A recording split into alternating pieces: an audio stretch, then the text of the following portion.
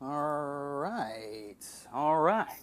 We are back now in the second video of my disclosing of all of my strategies. You're slowly going to build to more confusing and more advanced strategies as these videos go on.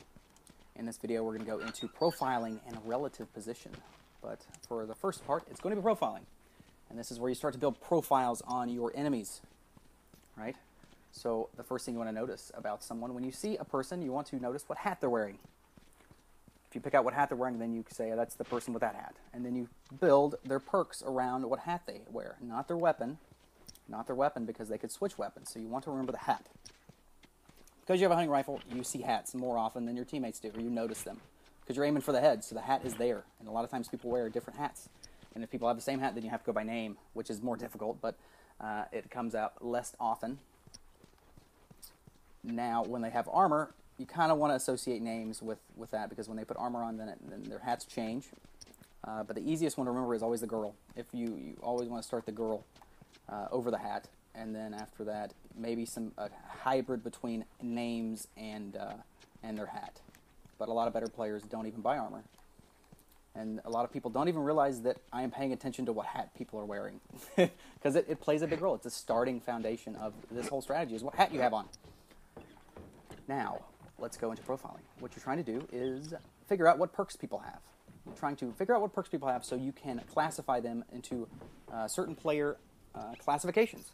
The main ones are going to be medic, sniper, flanker, assault, and a whale. A whale, we'll get into later, that is generally a better player on the team, one that is better than you are, or it is also, in certain situations, the player that makes the team go. It's the chug. It's the chug, chug, chug. So if you took this one player out, then it's almost like killing more than one person, because he does so much for the other person's team. Right? So generally it's the better player, because he's the one getting all the downs. You want to take him out of the action. But we'll get into whale hunting probably in the last video of this series, because I think that is the most advanced strategy that I use. But now we're going to go to profiling. So you're trying to figure out what people have. So if you see someone with a beanie on, then that's the beanie guy, or part of his name. If you remember part of his name, that's good too. And you remember what gun he has too. The gun is important, because if he switches guns, then he switches classes, and then you have to restart.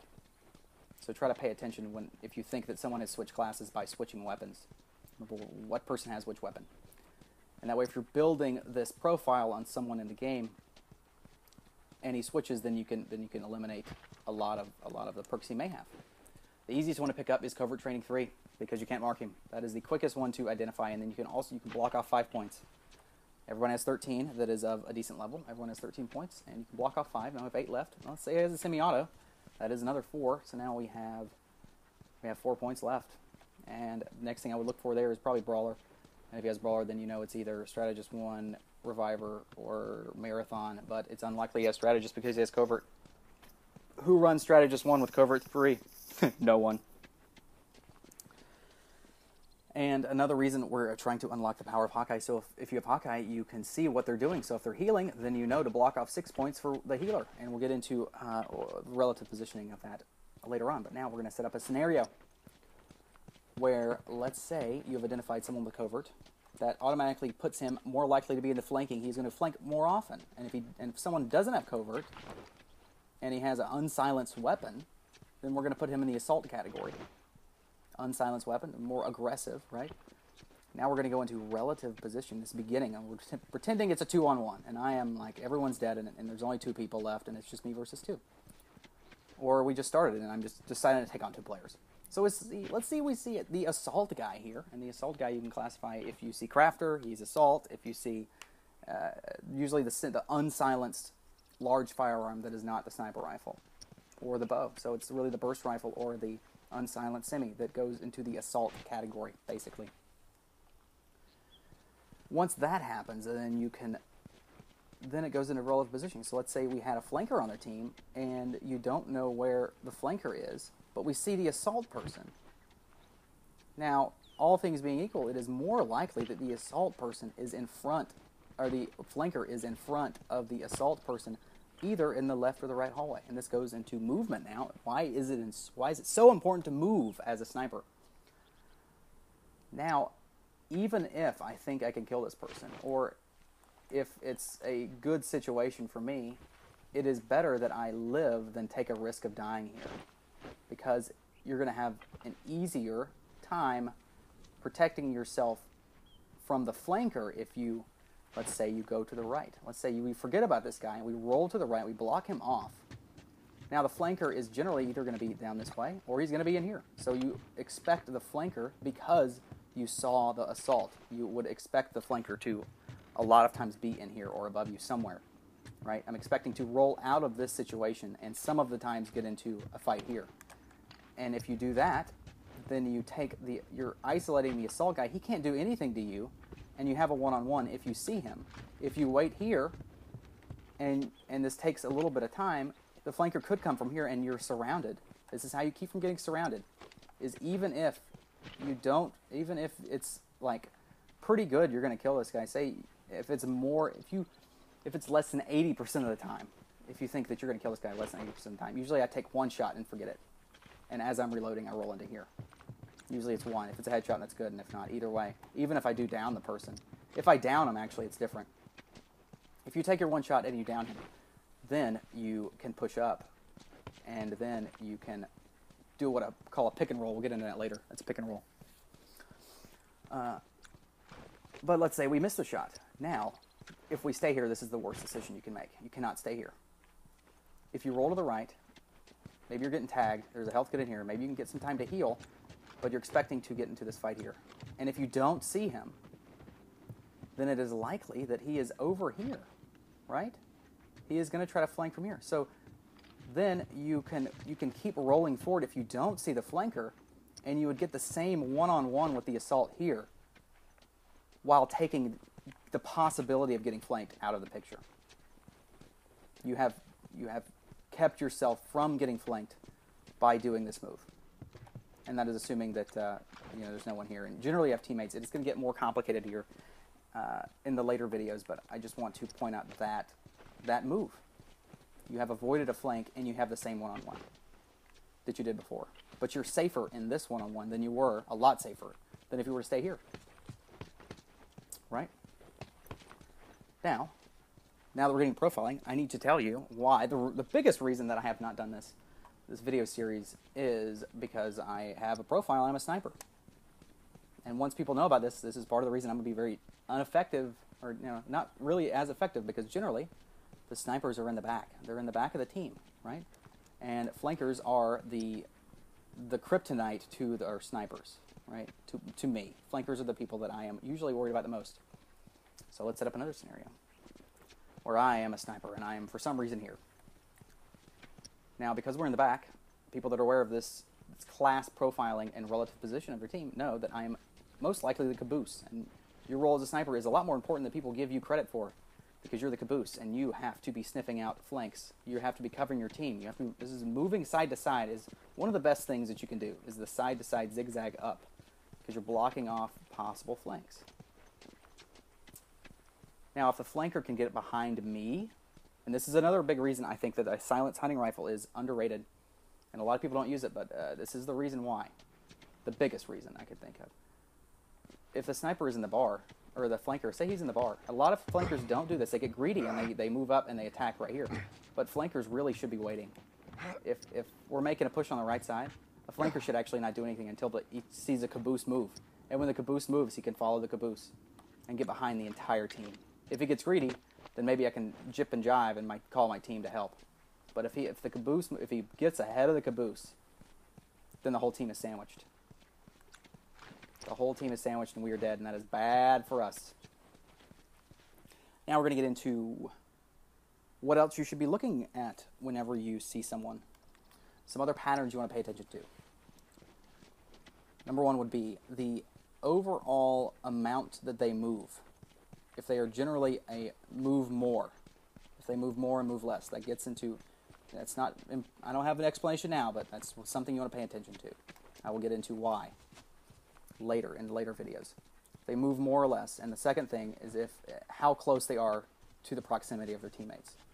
Generally, if you're not running into a full team, most time in public lobbies you'll get a bad player on the other team, And that's the person you want to be watching. That's probably the easiest profile. If you can profile the bad players, then you can actually find out where the good players are. Because bad players don't like to go with their team for some reason. And if they do like to go with their team, then that's even better. Because if you see the bad player, then you're going to see all the good players. And just pay attention to if he is likes to generally stay close or far away. So let's say we are trying to find the other team. And we see our random on the other team over here on Sammy's. And he is a player that likes to go away from his team. Even if the team is following him, some players just, even the teams, he's like, I'm going to run away and I'm going to be away from my team. Now, this right side becomes a little bit less safe because it is very likely that they have split up and the good players have run left and the bad player the good players have run to their left, to my right. If they go right, the bad player, if you know that he doesn't like to be with his team, then you can look here by just seeing one player.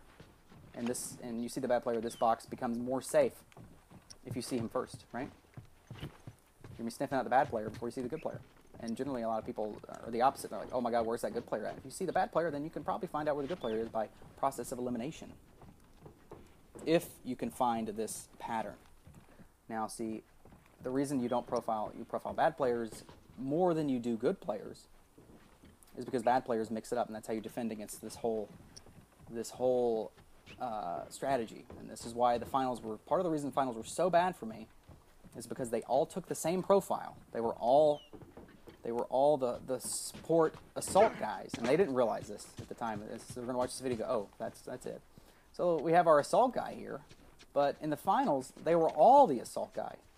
So I don't know if in this situation that we described earlier, if generally this guy has more often people in front or behind him. I can't reference one assault to another. It's difficult. It's a lot more difficult because they're equally as skilled at being in front or in back. That's the homogeneousness of the breakdown of their team. It's the same. So that took away this entire strategy for the finals. That on top of covert training, you couldn't mark anybody, so there was nothing to go off of.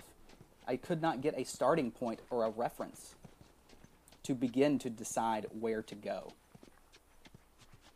And that's why I think another large reason they murdered us is the homogeneousness of their classes. I think that basically goes away. One more thing I wanted to get into, actually.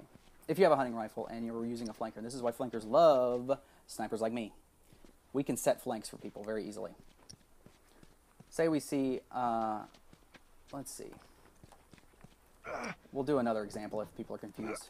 But say we see, like, we're getting into a fight, and where is a good flank path for this map? Okay, we'll do the reverse here. Let's say we're in Sammy's, I'm in the middle of the street, and I have flankers coming up, right? And let's say that I'm finding a guy behind this car. And this is generally why it seems that I run away a lot. I run away a lot, but the reasoning is this. One of the many reasons. Like, say I'm fighting this guy right here, but I know that I have my teammate that wants to flank, right? He wants it so bad. It's better for me to actually fall back in this situation or not push up, right? So if I push up, then it puts me in danger, right?